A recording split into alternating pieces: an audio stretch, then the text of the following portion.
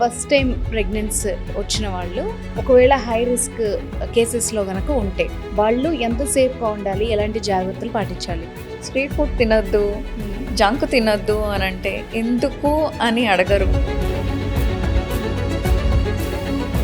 Qualified person ఒక folic acid tablet ఇస్తే దానికి ఎన్ నెంబర్ ఆఫ్ క్వశ్చన్స్ అడుగుతారు. పపాయ, పైనాపిల్ తినొచ్చా? తింటే ఎప్పుడు తినొచ్చు? రా పపాయ దాన్ని కట్ చేసినప్పుడు మిల్క్ వస్తుంది. ఆ లిక్విడ్ని ఒక స్టిక్కి దాన్ని యూట్రస్లో పెట్టి అబార్షన్ అయ్యేలాగా చేసేవాళ్ళు. ఫెర్టిలిటీ ఇష్యూస్ ఎక్కువ ఉంటున్నాయంటే ప్రధానంగా ఏమి రీజన్స్ అంటారు? డైట్, యాక్టివిటీ, స్లీప్, తర్వాత హ్యాబిట్స్, స్ట్రెస్ మేనేజ్మెంట్. సో ఈ వెస్టర్న్ దానికి అలవాటు పడిపోయి, ఆ స్ట్రీట్ ఫుడ్కి అలవాటు పడిపోయి మన ట్రెడిషనల్ డైట్లో ఉన్న గుడ్నెస్ని మనం మిస్ అవుతున్నాం యాక్చువల్గా.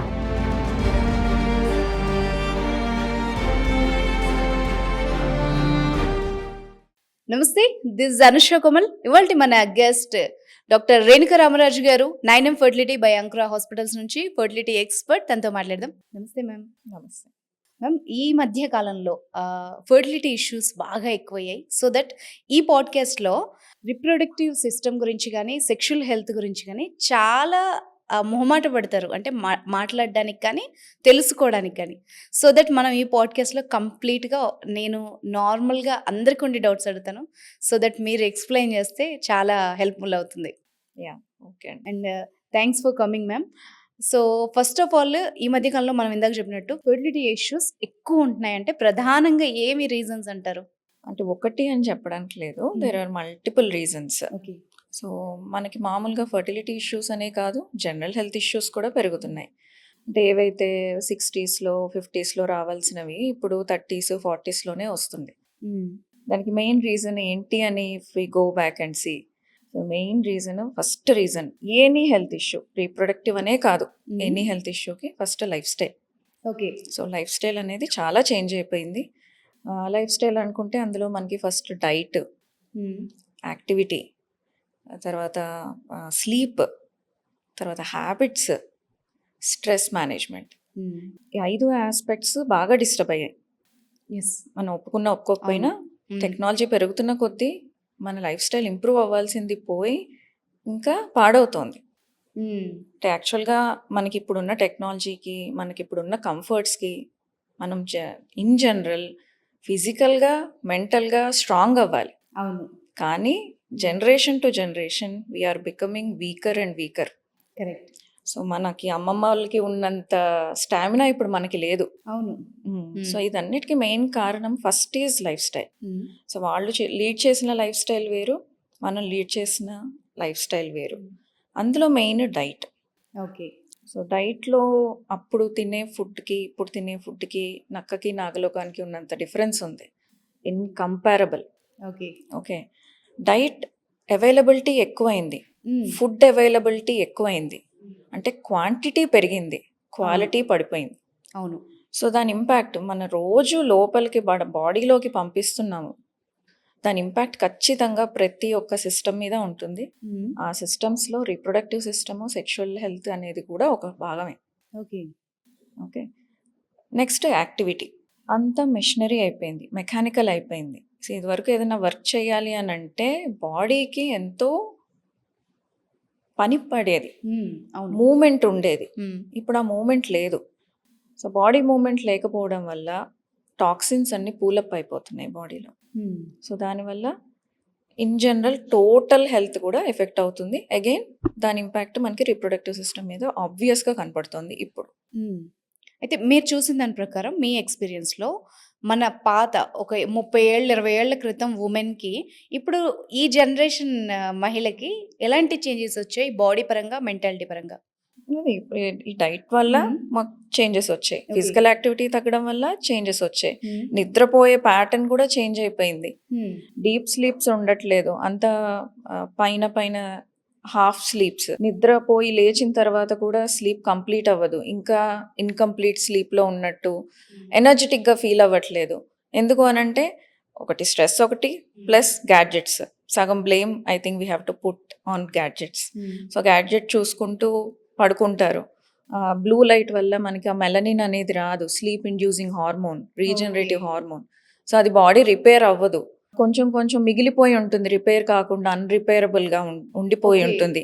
అది అక్యూములేట్ అయ్యి over a period of years, then it will start showing up. So that మనం అంటే నిద్రపోకపోవడం వల్ల అంటే కొన్ని రోజుల తర్వాత దాని ఇంపాక్ట్ ఉంటుంది ఇమ్మీడియట్‌గా కాకపోయినా. ఇమ్మీడియట్గా ఉండే ఇష్యూస్ ఉంటాయి, లాంగ్ టర్మ్లో ఉండే ఇష్యూస్ ఉంటాయి. ఓహ్! ఇమీడియట్గా మనకి మెయిన్గా పడేది బ్రెయిన్ మీద. హ్మ్. మెమరీ ఇష్యూస్ వస్తాయి, అవును. ఇరిటబుల్గా ఉంటారు, తొందరగా అంటే కాగ్నిటివ్ ఇష్యూస్ అంటారు, అంటే మనం ఫోకస్ ఏదైతే కావాలో దానికి సంబంధించిన పనులు అవన్నీ ఎఫెక్ట్ అవుతాయి. ఓకే. లాంగ్ టర్మ్లో చూసుకుంటే cardiac health, reproductive health, sexual health, ప్రతి ఒక్కటి, ఈవెన్ కిడ్నీస్, ఇవన్నీ కూడా ఇంపాక్ట్ అవుతాయి. హ్మ్. So sleep is the best regenerative medicine. Ma'am ఇప్పుడు ఇన్‌ఫర్టిలిటీకి, స్లీప్‌కి ఏమన్నా సంబంధం ఉంటుందా? ఉంటుంది. ఓహ్! సో స్లీప్ ఇండ్యూస్ చేసేదే ఆర్ నిద్రపోయినప్పుడు జనరేట్ అయ్యే హార్మోనే మెలటోనిన్ అనేది. హ్మ్. ఆ మెలటోనిన్ అనేది రిపేరింగ్ హార్మోన్, మన బాడీ రీజనరేట్ అవ్వడానికి చాలా ఇంపార్టెంట్ హార్మోన్ అది. యెస్. అది అట్లీస్ట్ మనం పడుకున్న తర్వాత 2-3 అవర్స్ అయితే కానీ అది రిలీజ్ అవ్వడం స్టార్ట్ కాదు. హుహు. ఇప్పుడు హార్డ్లీ ఎంతసేపు పడుకుంటున్నారు? 5, 6 4 hours. to 6 hours. Yes. Yes. అంటే మార్నింగ్ పడుకునేది లెక్కలోకి రాదు, మార్నింగ్ డే లైట్ ఉంటుంది, అది మన రిథమ్ కాదు. ఓకే. మన హ్యూమన్ బీయింగ్స్ రిథమ్ ఏంటి అని అంటే వీఆర్ డయోర్నల్ యానిమల్స్, అంటే మార్నింగ్ యాక్టివ్గా ఉంటారు, నైట్ రెస్ట్ తీసుకోవాలి. అది మన జీన్స్లో ఎన్నో కోట్ల సంవత్సరాల నుంచి ఇంప్రింట్ అయి ఉంది. Okay. So we should stay awake in the morning and Hmm. Sleep in the night, and that is the time where our body regenerates. Hmm. So ఆ టైంలో ప్రాపర్ క్వాలిటీ స్లీప్ అనేది తక్కువైపోయింది. హ్మ్. సో తక్కువైపోవడం వల్ల melatonin అనేది production తగ్గిపోయింది. So body repair అవ్వదు. So body repair అయ్యేటప్పుడు కూడా ఫస్ట్ వైటల్ ఆర్గన్స్ రిపేర్ అవుతాయి. సో వైటల్ ఆర్గన్స్ అంటే మనం బతకడానికి కావాల్సిన organs like heart, brain, kidneys, ఇవి రిపేర్ అవుతాయి. ఓకే. అంత వైటల్ కాని ఆర్గన్స్ రిపేర్ కావడానికి ఎనర్జీ వెళ్ళదు, హ్మ్. ఎందుకంటే ముందు ఫస్ట్ బతకాలి కదా, తర్వాత రీప్రొడక్షన్. ముందు సర్వైవ్ అయితే తర్వాత రీప్రొడక్షన్. సో రీప్రొడక్టివ్ సిస్టమ్ అనేది లీస్ట్ ప్రిఫరెన్స్ ఉంటుంది రిపేర్ ప్రాసెస్లో. ఓకే. సో దానివల్ల ఈ హార్ట్ అవి కొద్దో గొప్ప మేనేజ్ అయినా హ్మ్. రీప్రొడక్టివ్ సిస్టమ్ మీద బాగా ఇంపాక్ట్ పడుతుంది when there is no proper rest to the body. Hmm. So ఆ రకంగా స్లీప్ చాలా ఇంపార్టెంట్ రీప్రొడక్షన్కి అండ్ సెక్షువల్ హెల్త్కి Okay. సంబంధించి. ఓకే. సో రిపేర్ కాకపోతే ఆబ్వియస్గా ఇష్యూస్ వస్తాయి, హార్మోనల్ ఇష్యూస్ వస్తాయి. ఫస్ట్ మన బాడీ మనకి చెప్తూనే ఉంటుంది, కానీ we don't listen to our body. అవును. Very few sense the things what our body is trying to tell us. Ma'am ఇప్పుడు మన బాడీలో ప్రతిదానికి ఇచ్చే ప్రిఫరెన్స్ ఫర్టిలిటీకి వచ్చేసరికి పెళ్ళై కొన్నేళ్ళు పిల్లలు కలక్కపోతేనే ఆ టెస్టులు కానీ మనలో ప్రాబ్లం ఉందని కానీ అది కూడా కొందరు డాష్ చేసుకోలేరు, ఒప్పుకోరు. ఎందుకు మీరు అన్నట్టు లీస్ట్ ప్రిఫరెన్స్లోనే ఉందేమో. అంటే మన సర్వైవల్ ఇన్స్టింక్ట్స్ అంటారు. మ్మ్. ఫస్ట్ మన అది కూడా ఫ్రమ్ కేవ్ మన్ దగ్గర నుంచి ఉన్నది. ఎనీ యానిమల్ మ్మ్. ఫస్ట్ ఫుడ్, సేఫ్టీ, తర్వాత ఇవన్నీ అయ్యి ఫుల్ఫిల్ అయిన తర్వాతే రీప్రొడక్షన్ వస్తుంది. మ్మ్. మన బాడీ రిపేర్ చేసుకునేది కూడా అలాగే ఉంటుంది. ఓకే. సిమ్టమ్స్ కూడా మనకి ఎక్కువ కనపడవు. మ్మ్. కార్డియక్ ఉందనుకోండి, ఇమీడియట్గా మనకి సిమ్టమ్స్ వస్తాయి. ఓకే. బ్రెయిన్కి రిలేటెడ్ చాలా ఫాస్ట్గా సిమ్టమ్స్ వచ్చేస్తాయి. మ్మ్. కానీ రీప్రొడక్టివ్ సిస్టమ్కి సంబంధించిన సిమ్టమ్స్ పెద్దగా ఉండవు. ఇప్పుడు Okay. ఫర్టిలిటీ అని అనుకున్నారు, వాళ్ళు ఒక 1 year ట్రై చేసి పిల్లలు కావట్లేదు అన్నప్పుడే వాళ్ళు అప్రోచ్ అవుతారు. మ్మ్. అంతేకాని ముందే వాళ్ళకి ఫర్టిలిటీ ప్రాబ్లం ఉంది అనే క్లూ కూడా ఉండదు. ఓకే. అంటే కొంతమందికి పీరియడ్స్ డిస్టర్బెన్స్ అయ్యో లేకపోతే సెక్షువల్ ఇష్యూస్ ఉంటే తప్ప వాళ్ళకి డౌట్ రాదు. ఓకే. సో సిమ్టమ్స్ కూడా పెద్దగా మనకి వేరే సిస్టమ్స్కి తెలిసినంతగా రీప్రొడక్టివ్ సిస్టంలో అంత తెలియవు. సో మేము ఇప్పుడు ఫర్టిలిటీ ఇష్యూస్ చాలా చూస్తున్నాం మనం. సో దట్ ఈ అవగాహన ఎంత ఇంపార్టెంట్ జనాల్లో రావడం. డెఫినెట్లీ ఇంపార్టెంటే. అంటే రీప్రొడక్టివ్ సిస్టమ్ అనేది ఓన్లీ పిల్లలు కనటానికి అనేది కాదు, క్వాలిటీ ఆఫ్ లైఫ్. ఏదో లైఫ్ లీడ్ చేయడం అనేది ఇంపార్టెంట్ కాదు, మనం ఎంత హ్యాపీగా లీడ్ చేస్తున్నాం అనేది important. For example hormonal imbalance ఉంది, సో వాళ్ళకి అన్ని హెల్త్ ఇష్యూస్ ఉంటాయి from head to toe. Hair loss నుంచి, స్కిన్ ప్రాబ్లమ్స్ నుంచి, మూడ్ స్వింగ్స్ నుంచి, డైజెషన్ నుంచి, అన్నిట్లోనూ ఇంక్లూడింగ్ మెమరీ లాస్ కూడా ఉంటుంది. సో ఇవన్నీ డెఫినెట్గా క్వాలిటీ ఆఫ్ లైఫ్ మీద ఎఫెక్ట్ పడుతుంది. నిద్ర కూడా పట్టదు ఆ హార్మోనల్ ఇంబ్యాలెన్స్ వల్ల. అది ఒక పార్ట్ అయితే, కాన్ఫిడెన్స్ లెవెల్స్ ఇవన్నీ కూడా ఎఫెక్ట్ అవుతాయి దానివల్ల.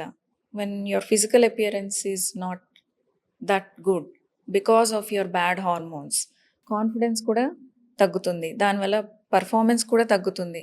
ఇవన్నీ కూడా at the end of the day quality of life మీద ఇంపాక్ట్ చూపిస్తాయి. ఓకే. సో అది మామూలుగా if you are not bothered about fertility.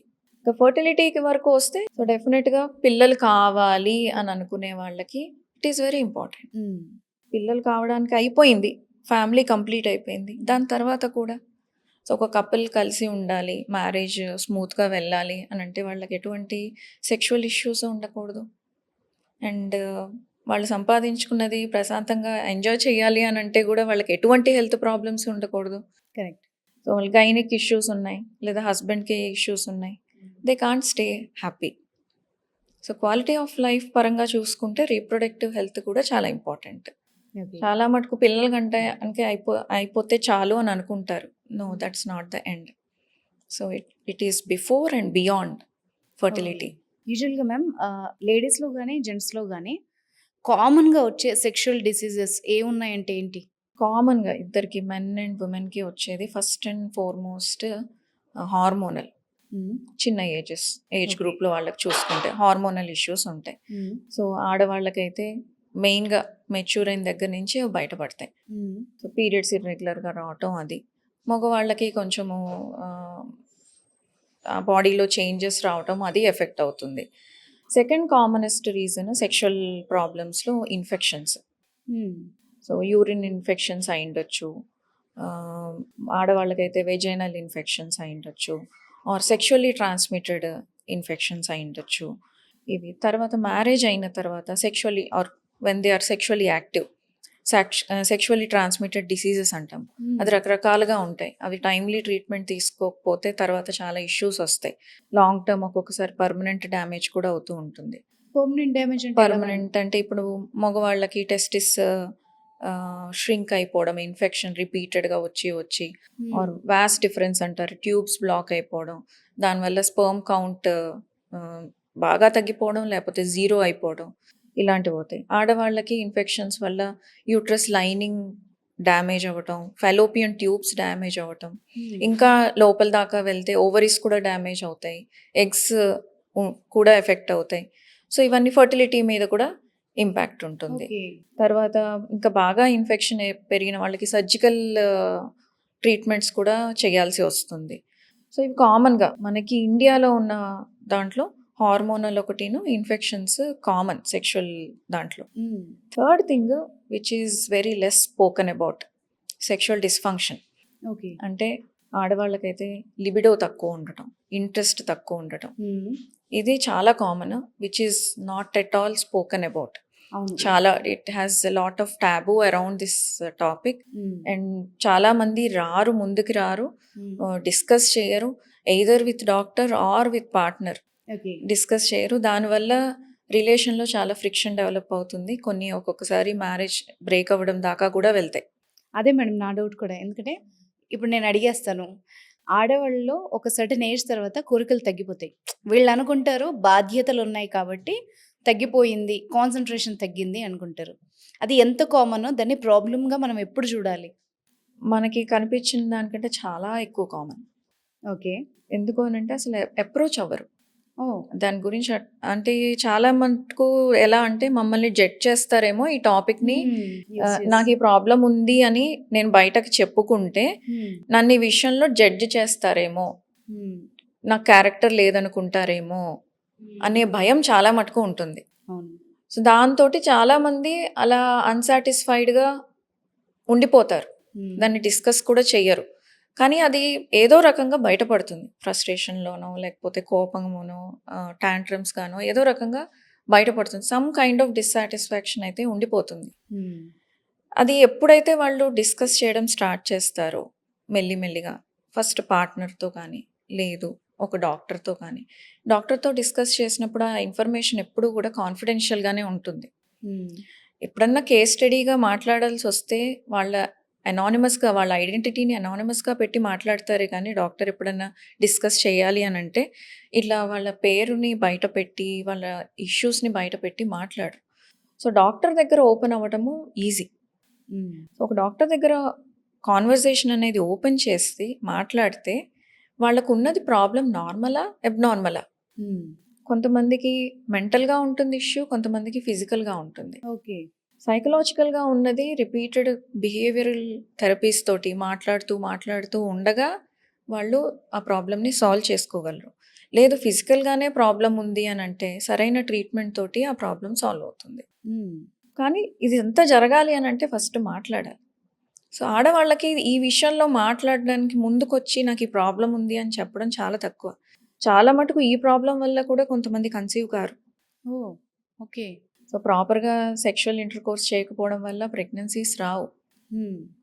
So అది పేరెంట్స్కి కూడా షేర్ చేసుకోరు. ఇప్పుడు కొంచెం అవేర్నెస్ వచ్చి కొద్దిగా పేరెంట్స్కి కానీ పార్ట్నర్తో కానీ మాట్లాడడం, ఒక డాక్టర్ దగ్గర వచ్చి డిస్కస్ చేయడం అనేది జరుగుతుంది. ఒక 15-20 ఇయర్స్ బ్యాక్ అయితే అసలు అది కూడా ఉండేది కాదు. చాలా వరకు marriages either extra marital affairs తోటో లేకపోతే డైవోర్స్ తోటో ఎండ్ అయ్యేవి. మగవాళ్ళకి కొంచెం యాక్సెస్ ఎక్కువ, ఫ్రెండ్స్ తోటి వాళ్ళతోటి డిస్కస్ చేయడము, ఏదో ఒక సలహా హెల్ప్ దొరకడం అనేది వాళ్ళకి కొంచెం ఈజీ. వాళ్ళని జడ్జ్ చేసే వాళ్ళు తక్కువ ఈ విషయంలో, వేరే విషయాల్లో కాకపోయినా ఈ విషయంలో జడ్జ్ చేసేది తక్కువ. సో వాళ్ళకి అట్లీస్ట్ ఈ పర్టికులర్ ప్లేస్కి వెళ్తే ఆర్ ఈ పర్టికులర్ పర్సన్ని కలిస్తే మనకి దీనికి సొల్యూషన్ దొరకచ్చు అనే రూట్ మ్యాప్ అన్న దొరుకుతుంది. బట్ అది మగవాళ్ళు కూడా కొంచెం బయటకు రావడానికి కొంచెం టైం తీసుకుంటారు. బట్ ఆడవాళ్ళకి పట్టినంత టైం పట్టదు. సో ఈ taboo we have to overcome this. ఎందుకు అని అంటే హ్యాపీనెస్ అనేది యాజ్ ఎ హోల్ ఉండాలి. ఒక ఫ్యూ ఇష్యూస్లో హ్యాపీగా ఉండి ఒక దాంట్లో ల్యాకింగ్ ఉన్నా it is not complete happiness. Okay ma'am. యూజువల్గా ప్రెగ్నెన్సీ గురించి మాట్లాడితే అందరూ ఓన్గా కొన్ని చెకప్స్ చేసుకుంటారు. ఇప్పుడు మార్కెట్లో చాలా టెస్ట్ అవైలబుల్ ఉన్నాయి. అది ఎంతవరకు కరెక్ట్గా చూపిస్తుంది? అది సరిపోతుందా లేదంటే డాక్టర్ని విజిట్ చేయాలా? 99% వరకు, చాలా మటుకు 99 కాదు, మేబీ 99.99% వరకు home pregnancy test is reliable. Okay. ఇప్పుడు వచ్చే kits they are very sensitive. చాలా ఎర్లీ స్టేజెస్లో కూడా మనకి ఆ కిట్స్లో తెలిసిపోతుంది ప్రెగ్నెంటా కాదా అనేది తెలిసిపోతుంది. So they are reliable. అంటే మనకు ఆ టెస్ట్ ఏం చెప్తుంది? ప్రెగ్నెంటా కాదా అంతే. That is the only information which it gives, not beyond that. Okay. So pregnancy హెల్దీగా ఉందా, ప్రెగ్నెన్సీ కరెక్ట్ పొజిషన్లో ఉందా, ఇవన్నీ ఇవన్నీ కూడా తెలియవు. ఇవేం తెలియవు, ఓన్లీ ఎస్ ఆర్ నో. అది తెలిసిన తర్వాత you have to approach a doctor. ఈ మధ్య కాలంలో ఎందుకు తొందరగా రమ్మని చెప్తున్నాం అంటే ఫస్ట్ మ్యారేజెస్ లేట్ అవుతున్నాయి, ప్రెగ్నెన్సీస్ వచ్చే ఏజ్ కూడా అడ్వాన్స్డ్ ఏజ్లో ప్రెగ్నెంట్ అవుతున్నారు. సో దానివల్ల కొంచెం ప్రెగ్నెన్సీలో ప్రాబ్లమ్స్ వచ్చే ఛాన్సెస్ కూడా ఎక్కువ ఉంటున్నాయి. ప్లస్ ట్రీట్మెంట్స్ తోటి వచ్చే ప్రెగ్నెన్సీస్ కూడా ఎక్కువ అయ్యాయి న్యాచురల్గా వచ్చే కంటే కూడా. సో ఇలా ఉన్నప్పుడు ప్రెగ్నెన్సీలో ప్రాబ్లం ఉండే ఛాన్సెస్ ఎక్కువ ఉంటాయి కాబట్టి ఎర్లీగా అప్రోచ్ అయితే మనం ముందే ఏదన్నా ప్రాబ్లం ఉండి అది కనిపెడితే దాన్ని హ్యాండిల్ చేయడం ఈజీగా అవుతుంది. Okay. So for example ectopic pregnancy అంటారు. అంటే ప్రెగ్నెన్సీ అనేది యూట్రస్లో కాకుండా, అంటే నార్మల్ లొకేషన్లో కాకుండా వేరే దగ్గర వస్తుంది. ఫెలోపియన్ ట్యూబ్లోనో ఓవరీలోనో ఇంకో వేరే ప్లేస్లో వస్తూ ఉంటుంది. అది కరెక్ట్ టైంలో డయాగ్నోస్ చేస్తే సర్జరీ దాకా వెళ్ళే అవసరం లేకుండా మెడిసిన్స్ తోటి, ఇంజెక్షన్స్ తోటి దాన్ని మేనేజ్ చేసి వాళ్ళ ఫెలోపియన్ ట్యూబ్ని కానీ రీప్రొడక్టివ్ క్యాపబిలిటీని కానీ సేవ్ చేసే ఆప్షన్ ఉంటుంది. అది మిస్ అయితే ఒక్కొక్కసారి that can even lead to death. So ectopic ట్యూబ్లో వచ్చినప్పుడు ఆ ట్యూబ్ బర్స్ట్ అయ్యి లోపల ఇంటర్నల్ బ్లీడింగ్ అయ్యి షాక్లోకి వెళ్ళి చనిపోతారు. సో అది లేట్ డయాగ్నోసిస్ అయితే దాని consequence death. Late means in the sense ఎన్ని మంత్స్ కాదు, వీక్స్లోనే. సో కన్ఫర్మ్ అయిన 6th వీక్ కల్లా మనకు స్కాన్ చేసుకుంటే ప్రెగ్నెన్సీ ఎక్కడ ఉంది అనేది మనకు తెలిసిపోతుంది. ఆ టైంకి మనకి ప్రెగ్నెన్సీ లొకేట్ కాకపోతే మనం సీరియల్గా బ్లడ్ టెస్ట్లు చేస్తాం, బీటా హెచ్సిజీ అనేది చేస్తాం. అది సీరియల్గా చేయించుకుంటూ అది ఎలా దాని ఫాలింగ్ ట్రెండ్ ఉందా, పెరుగుతోందా, లేకపోతే స్టాటిక్‌గా ఉందా అన్న దాన్ని బట్టి అది హెల్తీ ప్రెగ్నెన్సీయా, కరెక్ట్‌గానే ఉందా, ఏంటి అనేది ఒక ఐడియా వస్తుంది. దాన్ని బట్టి ఆ ప్రెగ్నెన్సీని ఏం చేయాలి అని మనం చేయొచ్చు. ఓకే. ఇనీషియల్ స్టేజెస్‌లోనే ఎక్టోపిక్ అని మనకి కన్ఫర్మ్ అయితే ఒక ఇంజెక్షన్ ఉంటుంది. ఆ ఇంజెక్షన్ ఇచ్చి జాగ్రత్తగా మానిటర్ చేసుకుంటే అది అక్కడక్కడే కరిగిపోయి ఫ్యూ వీక్స్ తర్వాత the lady will be okay. హుహు. లేదు మనం లేట్‌గా డయాగ్నోస్ చేస్తే సర్జరీ, లాప్రోస్కోపియో లేకపోతే ఒక్కొక్కసారి ఓపెన్ సర్జరీ చేసి ఆ ట్యూబ్‌ని తీసేయాల్సొస్తుంది. హ్మ్. సో, ఎర్లీగా డయాగ్నోస్ చేస్తే ఇలాంటివి అవాయిడ్ చేయొచ్చు. ఓకే. అది ఒకటి. Second thing thyroid. థైరాయిడ్ అనేది చాలా కామన్ అయిపోయింది ఇప్పుడు. అంటే ఎర్లీగా ఎందుకు డాక్టర్‌ని అప్రోచ్ అవ్వాలి, ప్రెగ్నెన్సీ టెస్ట్ పాజిటివ్ వచ్చిన తర్వాత అనేది ఒకటి లొకేషన్ చెక్ చేసుకోవడానికి, సెకండ్ థైరాయిడ్. ఈ మధ్య ఆల్మోస్ట్ 50% విమెన్‌కి థైరాయిడ్ ఉంటుంది. దానికి కూడా రీజన్స్ మెయిన్ లైఫ్ స్టైలే. స్ట్రెస్‌లు ఎక్కువ ఉండటం, హార్మోన్స్ అన్నీ స్క్రూ అప్ అయిపోతాయి. ఆ హార్మోన్స్‌లో థైరాయిడ్ అనేది కూడా ఒక హార్మోన్. సో, దానివల్ల థైరాయిడ్ కూడా ప్రెగ్నెన్సీ కన్ఫర్మ్ అయిన వెంటనే థైరాయిడ్ అనేది స్టార్ట్ అవుతుంది. హ్మ్. సో, థైరాయిడ్ ఫస్ట్ 3 మంత్స్‌లో బేబీ గ్రోత్‌కి చాలా important. Especially brain growth. Okay. Mother thyroid మీదే బేబీ డిపెండ్ అయి ఉంటుంది. తనకి ఓన్‌గా థైరాయిడ్ ఉండదు అప్పటికి. First okay. ఫ్యూ ఆ! వీక్స్ వరకు 8-9 వీక్స్ వరకు బేబీకి అసలు థైరాయిడ్ గ్లాండ్ అనే ఉండదు. హ్మ్. సో, మదర్ నుంచి వచ్చే ఆ థైరాయిడ్ హార్మోన్ తోటే బేబీ బ్రెయిన్ డెవలప్‌మెంట్ ఇవన్నీ ఆర్గన్స్ అవన్నీ ఫార్మ్ అవుతాయి. ఓకే. సో, ఆ ఇనీషియల్ స్టేజెస్‌లో థైరాయిడ్ సరిగ్గా లేకపోతే బేబీ గ్రోత్ మీద ఎస్పెషల్లీ బ్రెయిన్ డెవలప్‌మెంట్ మీద ఇంపాక్ట్ ఉంటుంది. కొన్ని జెనెటిక్ ఇష్యూస్ కూడా వస్తాయి. సో, అందుకని కన్ఫర్మ్ అయిన వెంటనే థైరాయిడ్ చెక్ చేయించుకొని, అదేమన్నా అబ్నార్మల్‌గా ఉంటే కరెక్షన్ చేయించుకొని, ట్రీట్మెంట్ తీసుకుంటే బేబీ మీద ఇంపాక్ట్ పడే ఛాన్సెస్ తక్కువ. ఓకే. థైరాయిడ్ ఎలాగైతే కామన్ ఉందో ఇప్పుడు డయాబెటీస్ కూడా కామన్ అవుతుంది. అవును. సో, షుగర్స్ కూడా చెక్ చేసుకోవాలి. హ్మ్. సో, డైట్ ఇందాక నేను చెప్పాను క్వాంటిటీ పెరిగింది కానీ క్వాలిటీ తగ్గిపోయింది. హ్మ్. సో, హీమోగ్లోబిన్ తక్కువ ఉంటుంది. సో, ఇట్లాంటివన్నీ కూడా మనం ఎర్లీగా డిటెక్ట్ చేసుకుంటే దానికి ఎర్లీగా ట్రీట్మెంట్ తీసుకుంటే బేబీ మీద మనకి ఇంపాక్ట్ తక్కువ ఉంటుంది. త్రూ ఔట్ ప్రెగ్నెన్సీ కూడా స్మూత్‌గా వెళ్తుంది. హ్మ్. సో, యూరిన్ టెస్ట్ చేసుకోవడం ఇంట్లో అనేది ఇట్స్ గుడ్ థింగ్. వెంటనే మనకు తెలుస్తుంది. But that's not the end. తెలుసుకున్న వెంటనే ఒక డాక్టర్‌ని అప్రోచ్ అయ్యి, వాళ్ళు చెప్పినట్టుగా కావాల్సిన టెస్టులు చేసుకొని, దానికి తగ్గట్టు ట్రీట్మెంట్ ఏదైనా ప్రాబ్లమ్ ఉంటే తీసుకుంటే, ఫస్ట్ 3 మంత్స్ అనేది స్మూత్‌గా వెళ్తుంది. ఫస్ట్ టైమ్ ప్రెగ్నెన్సీ వచ్చిన వాళ్ళు ఒకవేళ హై రిస్క్ కేసెస్‌లో గనక ఉంటే, వాళ్ళు ఎంత సేఫ్‌గా ఉండాలి? ఎలాంటి జాగ్రత్తలు పాటించాలి? హై రిస్క్ గ్రూప్‌లో ఉన్న వాళ్ళనైతే ప్రెగ్నెన్సీ వచ్చాక గాదు, ముందే కన్సల్ట్ చేయాలి ఓకే. డాక్టర్‌ని. మాకిలాగా హెల్త్ ఇష్యూస్ ఉన్నాయి. హ్మ్. మేమిప్పుడు ఫిట్‌గా ఉన్నామా ఒక ప్రెగ్నెన్సీని హ్యాండిల్ చేయడానికి? ఓకే. మేము ఎలాంటి కేర్ తీసుకోవాలి ప్రెగ్నెంట్ అవ్వకముందు? నేనొక్క దాన్ని తీసుకుంటే సరిపోతుందా? మా హస్బెండ్ కూడా ఏమన్నా తీసుకోవాలా? వాళ్ళ మీద కూడా డిపెండ్ అయ్యి ఉంటుందా? ఆబ్వియస్‌గా. ఓకే. ఇది కూడా చాలామంది హ్మ్. మీరు ఫోలిక్ యాసిడ్ ఏసుకోండి అనంటే హ్మ్. హస్బెండ్‌కి మాకెందుకు అంటారు. ఓకే. సో, అంటిల్ రీసెంట్‌లీ చాలా మంది అనుకునే వాళ్ళేంటంటే ఫోలిక్ యాసిడ్ అంటే అదొక విటమిన్. హ్మ్. బి కాంప్లెక్స్‌లో ఒక విటమిన్. కానీ ప్రెగ్నెంట్ వుమెనే గదా మేడం ఏసుకుంటారు? లేదు. హస్బెండ్ గూడా ఏసుకోవాలా? ప్రెగ్నెన్సీ ముందు నుంచి వేసుకోవాలి. ఆ! వైఫ్ అండ్ హస్బెండ్ వేసుకోవాలి. ఓకే. సో, ఫోలిక్ యాసిడ్ అనేది మనకి జనరల్‌గా తీసుకునే డైట్‌లో కూడా ఉంటుంది. హ్మ్. కానీ ఎప్పుడైతే మనం కుక్ చేస్తామో ఆర్ రిఫ్రిజిరేట్ చేస్తామో అది డ్యామేజ్ అయిపోతుంది. ఓకే. డెస్ట్రాయ్ అయిపోతుంది. Okay. So, by the time it comes on to our table, hmm. Food ఏదైతే మన టేబుల్ మీదకొస్తుందో అప్పటికి most of the folic acid, antioxidants, vitamin C are all gone. Hmm. So, మామూలుగా ఉన్నప్పుడు are alone, or not planning for pregnancy మనకు వచ్చే ఆ కొద్దో గొప్పో folic acid will be okay. సరిపోతుంది. సరిపోతుంది. హ్మ్. ఎందుకు? మన వైటల్స్ ఆర్గన్స్ పనిచేయడానికి. Okay. But when we are thinking of reproduction, హ్మ్. అవర్ గోల్ షుడ్ బి మనకి పుట్టేవాళ్ళు మనకంట స్ట్రాంగ్‌గా, హెల్తీగా ఉండాలి. ఎవరైనా పేరెంట్స్ అనుకునేది అదే. అవును. ఓకే. సో, అంటే మన హెల్త్ బావుండాలి. అలాంటి జనరల్ హెల్త్ బావున్నప్పుడు బాడీలో వచ్చే ఎగ్ హెల్త్ అయినా, స్పెర్మ్ హెల్త్ అయినా హెల్తీగా ఉంటుంది. హ్మ్. మన బాడీ ఆల్రెడీ డెఫిషియన్సీస్ తోటి ఉంటే ఆబ్వియస్లీ ఎగ్‌లోనూ, స్పెర్మ్‌లోనూ కూడా డెఫిషియన్సీస్ ఉంటాయి. సో, ఆ డెఫిషియన్సీస్ ఉన్న ఎగ్, స్పెర్మ్ కలిసి ఒక బై ప్రొడక్ట్ ఎంబ్రియో ఫార్మ్ అయ్యి ఒక బేబీ వచ్చినప్పుడు ఆబ్వియస్‌గా బేబీలో కూడా డెఫిషియన్సీస్ ఉంటాయి. From the womb it starts. పుట్టిన తర్వాత కాదు, ఓకే. పొట్టలో ఉన్నప్పటి నుంచి డెఫిషియన్సీస్ ఉంటాయి. సో అలాంటి బేబీ ఎలా హెల్తీగా ఉంటారు? పాయింటే. ఓకే. అండ్ ఫోలిక్ యాసిడ్ ఎందుకు స్పెసిఫిక్ అని అంటే, మన డైట్ వల్ల కానివ్వండి, మన ఎక్స్పోజ్ అయ్యే కెమికల్స్కి కానివ్వండి, పొల్యూషన్కి కానివ్వండి, మన బాడీలో ప్రతి ఒక్క సెల్లో ఉండే డిఎన్ఏ డ్యామేజ్ అవుతూ ఉంటుంది రెగ్యులర్గా. ఓకే.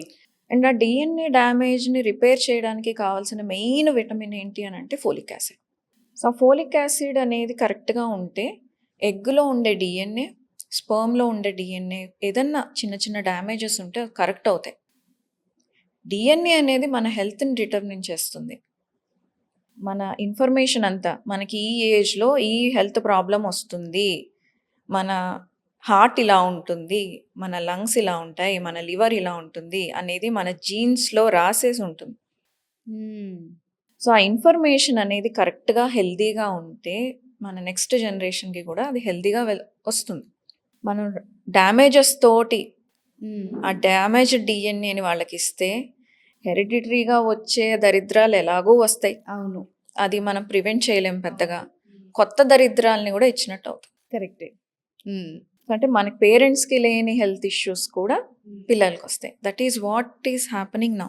ఓకే. అందుకనే జనరేషన్ టు జనరేషన్ మెంటల్గా ఫిజికల్గా వీక్ అవుతున్నది. అది అనిపిస్తోంది. ఎందుకంటే మనం రీసెంట్‌గా చూస్తున్నాం పెద్ద పెద్ద సెలబ్రిటీ పిల్లలు కూడా అంటే వీక్‌గా కనిపించడాలు, కొందరు అయితే ట్రోల్‌కి గురయ్యారు వాళ్ళ పిల్లలు.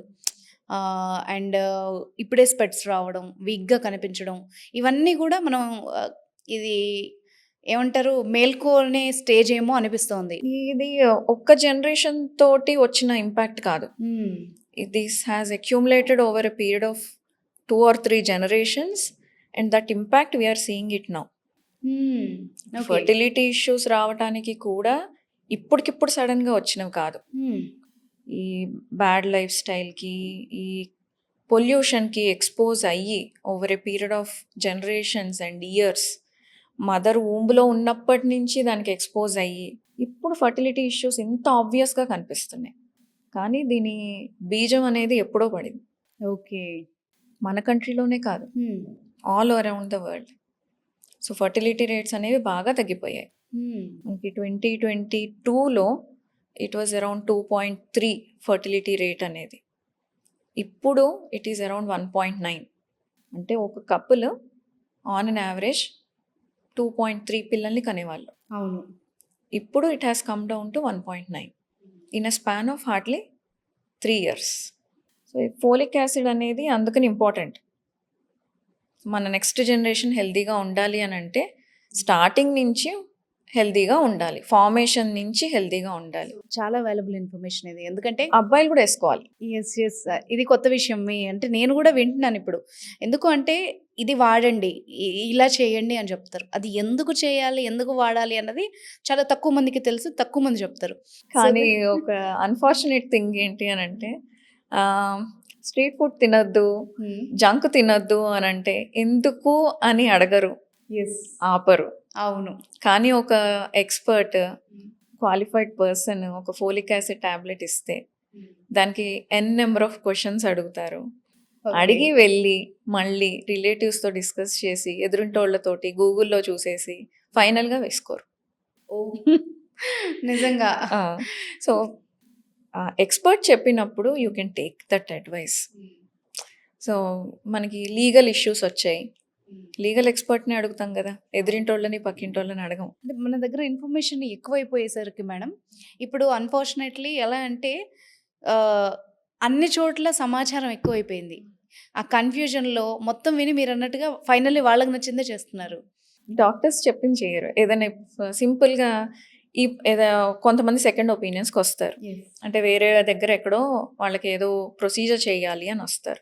మేము చూసి దాన్ని అవసరం లేదమ్మా అని చెప్తే, ఆ పర్టికులర్ సర్జరీ అవసరం లేదమ్మా అంటే వాళ్ళు సాటిస్ఫై అవ్వరు. మళ్ళీ ఇంకొక 4-5 చోట్లకి వెళ్ళి వాళ్ళకి ఏదైతే ఫస్ట్ మైండ్లో పడిపోయి ఉంటుందో అది చేస్తారు. ఓకే.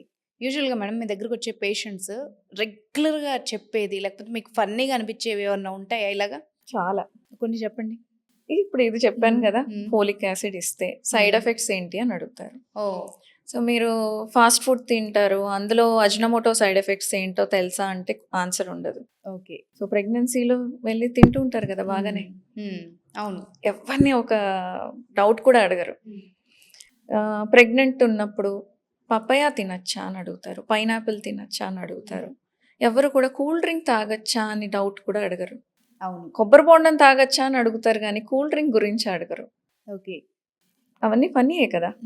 సో న్యాచురల్గా వచ్చినవి మనం ఇక్కడ ఏదైతే ఎన్విరాన్మెంట్లో పెరిగామో అదే ఎన్విరాన్మెంట్లో పండినవి వచ్చినవి తినడానికి అన్ని డౌట్స్. ఆర్టిఫిషియల్గా ఇంత షుగర్స్ వేసి ఇన్ని కెమికల్స్ వేసి చేసినవి తినడానికి డౌట్ లేదు. ఎలాగా లాజిక్ ఎక్కడ మిస్ అవుతుంది? కరెక్టే. సో మనం ఏదైనా ఫ్రూట్ తిన్నా ఏది తిన్నా అది ఏంటి అనేది మనకి తెలుసు. బయట చేసిన ప్రిపరేషన్స్ ప్యాక్డ్ అయినా అన్ప్యాక్డ్ అయినా అందులో ఏంటి అనేది మనకి తెలీదు. అవును. But we don't hesitate. అవును. ఇంట్లో ఉన్నవి మన కళ్ళ ముందు ఉన్నవి తినడానికి ఆలోచిస్తారు. సో అవన్నీ నాకు చాలా ఫన్నీగా అనిపిస్తాయి. సో మ్యామ్ ఇప్పుడు ఇదే డౌట్ నాకు కూడా ఉంది. పపాయ, పైనాపిల్ తినొచ్చా? తింటే ఎప్పుడు తినొచ్చు? ఎందుకు తినకూడదు? అంటే సినిమాల్లో చూపిస్తారు కదా, అవి తింటే అబార్షన్ అవి అయిపోతుందని. సినిమాలో Okay. చూపించేవన్నీ రియాలిటీ కాదు Okay. కదా. ఓకే. ఒకవేళ పపాయ తినడం వల్లనో పైనాపిల్ తినడం వల్లనో ప్రాబ్లం అయ్యేలాగుంటే అన్మ్యారీడ్ గర్ల్స్ ప్రెగ్నెన్సీ వద్దు అని మా దగ్గరికి ఎందుకు వస్తారు? అవును, అదే తినొచ్చు ఎందుకు కదా. వస్తారు? ఫ్రీగా అవైలబుల్గా ఉంటాయి, కిలోలు కిలోలు కొనుక్కొని తినేసి పని కానిచ్చుకోవచ్చు కదా. కరెక్టే. కానీ కాదు కదా అలాగా వస్తారు. అంటే అందులో ఇట్స్ హాఫ్ ట్రూత్ అని చెప్పాలి. ఎస్పెషలీ పపాయ విషయానికి వస్తే రా పపాయ పచ్చిది పచ్చిది. పచ్చిది దాన్ని కట్ చేసినప్పుడు మిల్క్ వస్తుంది, అవును. లిక్విడ్ వస్తుంది కదా. అందులో అబార్టిఫేషన్స్ ఉంటాయి. ఇది వరకు ఆ లిక్విడ్ని ఒక స్టిక్కి కాటన్ బాల్ పెట్టి దానికి ఆ లిక్విడ్లో డిప్ చేసి దాన్ని యూట్రస్లో పెట్టి అబార్షన్ అయ్యేలాగా చేసేవాళ్ళు.